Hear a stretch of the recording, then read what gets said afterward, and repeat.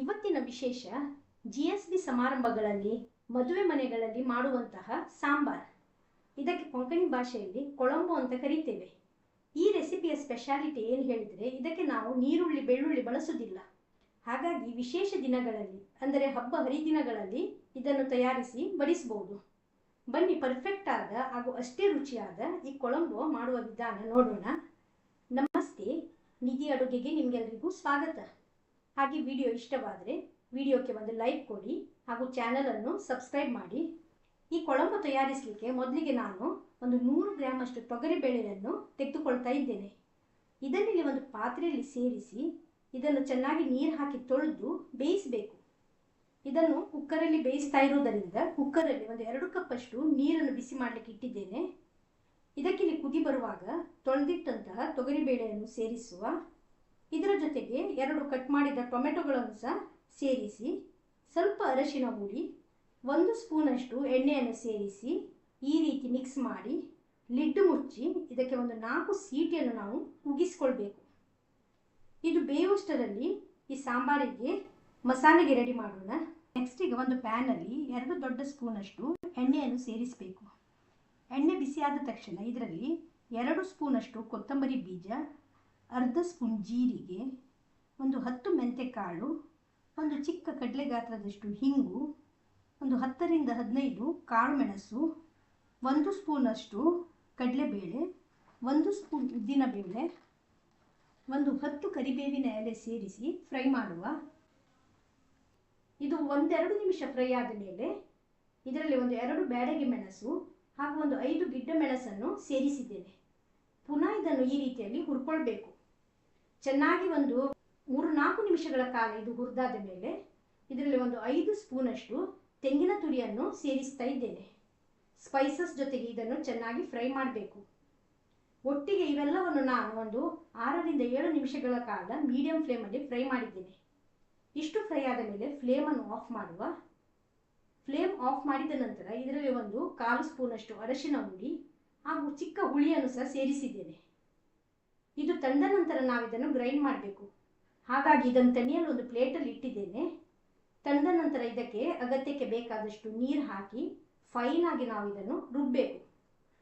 Grind ಆದ ಮಸಾಲೆಯನ್ನು ಇಲ್ಲಿ ಒಂದು ಪಾತ್ರೆಯಲ್ಲಿ ಇಟ್ಟಿದ್ದೇನೆ.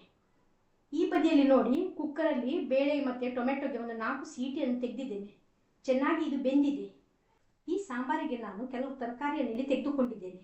ಸ್ವಲ್ಪ ತೊಂಡೆಕಾಯಿ, ಬೀನ್ಸ್, 1 ಆಲೂಗಡ್ಡೆ, 2 ನುಗ್ಗೆ ಹಾಗೂ ಒಂದು 2 ಬದನೆ, ಗುಳ್ಳ ಹೇಳ್ತೇವಲ್ಲ ಅದನ್ನು ತೆಗೆದುಕೊಂಡಿದ್ದೇನೆ. ಈ ಬದನೆಯನ್ನು ನೀರಲ್ಲಿ ಹಾಕಿ ಒಂದು 10 ನಿಮಿಷ ನಾವು ಇಡಬೇಕಾಗ್ತದೆ.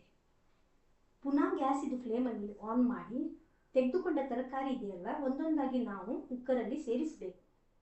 ಇದರಲ್ಲಿ ನುಗ್ಗೆ ಮತ್ತು ಬದನೆಯನ್ನು ನಾವು ನಂತರ ಸೇರಿಸಬೇಕು. ಅದು ಬೇಗ ಬೇಯ್ತದೆ. ರುಚಿಗೆ ಉಪ್ಪನ್ನು ಸಹ ಸೇರಿಸುವ. ಅಗತ್ಯ ಎನಿಸಿದರೆ 1 ಕಪ್ ನೀರನ್ನು ಸಹ ಪುನಃ ಸೇರಿಸಿ ಲಿಡ್ ಕ್ಲೋಸ್ ಮಾಡಿ ಇದಕ್ಕೆ ಒಂದು 2 ಸೀಟಿಯನ್ನು ನಾವು ತೆಗಿಬೇಕು.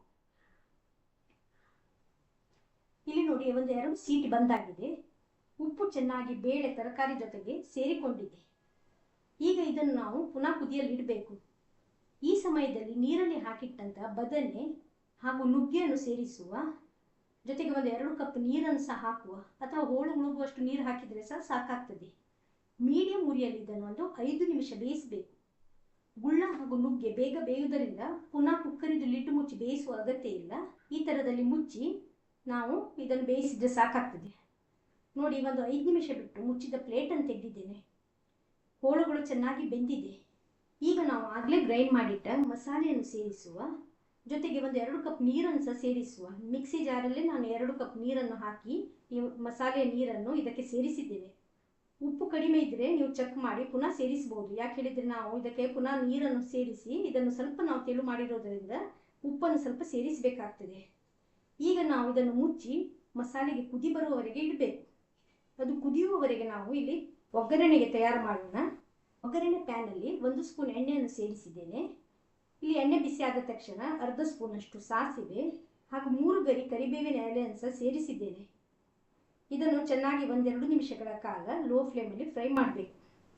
ಈ ಬದಿಯಲ್ಲಿ ಕೊಳಂಬಕ್ಕೆ ಒಳ್ಳೆ ಕುದಿ ಬರ್ತಾ ಇದೆ. ಈಗ ತಯಾರಿಸಿಟ್ಟ ಈ ಒಗ್ಗರಣೆ ಇದೆಯಲ್ಲ ಇದರಲ್ಲಿ ಸೇರಿಸುವ.